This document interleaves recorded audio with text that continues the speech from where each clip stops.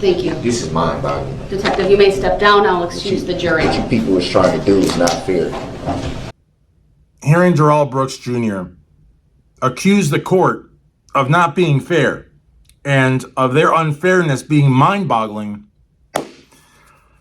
reminds me of a video that I did for Sight Sounds Flavors, my other YouTube channel, several years ago, and I wanted to do the video here at TroofTV.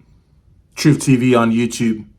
If you haven't subscribed, please do so. Ring the bell for notifications. Please give this video a thumbs up at any point in time and leave a comment down below. It's funny because this guy's a monster. This guy terrorized a community. This guy's responsible for the deaths of many, the injuries of many, many more. He left a scar on the community of Waukesha, and here he is talking about what's fair. He's frustrated because he you know, I've heard people say that he thought he was actually going to win.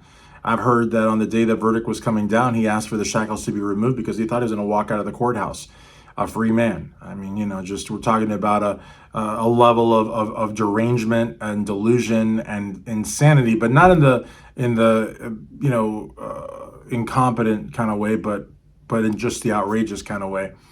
But, you know, let me tell you something, folks, and I'm going to open it up for comments here. I don't want to, you know, belabor the point. I mean, the guy's a clown.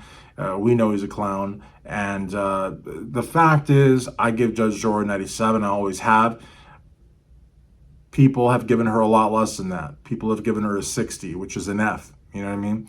I think it's an F, right? Is a 60 an F? Where I went to school, a 60 was an F. You didn't get to a D until I think you were at like 67. What actually, let me ask you guys that. What are the scores for an F, a D, a C, a B, and an A? Because I'm pretty sure that anything below a 67 is an F. So a 60 is an F, right? I'm pretty sure. But in any event, and they do that because, you know, they say that Judge Darrell let Darrell get away with pretty much everything, you know, almost to the point that she had to dumb it down and tell him that she was the umpire and, you know, try to coddle him in certain regards and try to, you know, I don't know. But to me, I just thought, like, you know, this is one of the gems from Sight Sounds Flavors that somebody asked me to put out here on TroofTV. So I think what I'm gonna do, I'm gonna do new videos for TroofTV, because TroofTV is actually inspired by this idiot when he would say the truth and stuff like sustain and X and, you know what I mean, stuff like that. But this is definitely one that I had forgotten about, where he says this is mind-boggling. And there's other times he rubs his face and he rolls his eyes. I mean, we haven't seen this in the Alex Murdaugh trial, even though he didn't testify.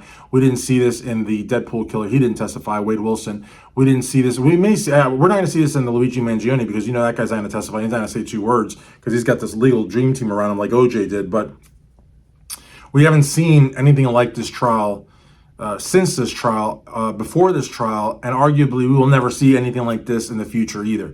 Ted Bundy represented himself, but Ted Bundy went out of his way to, like, you know, seem almost normal. You know, this guy was a train wreck. And a lot of people, you know, fault Judge Darrell with allowing the train wreck to go on for 3-4 weeks when really she should have had him gagged and, you know, restrained. But he does have a right to defend himself. It's just that at what cost?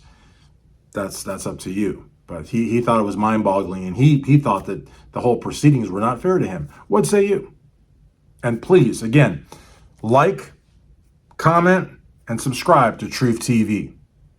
You can't handle the truth. The truth shall set you free.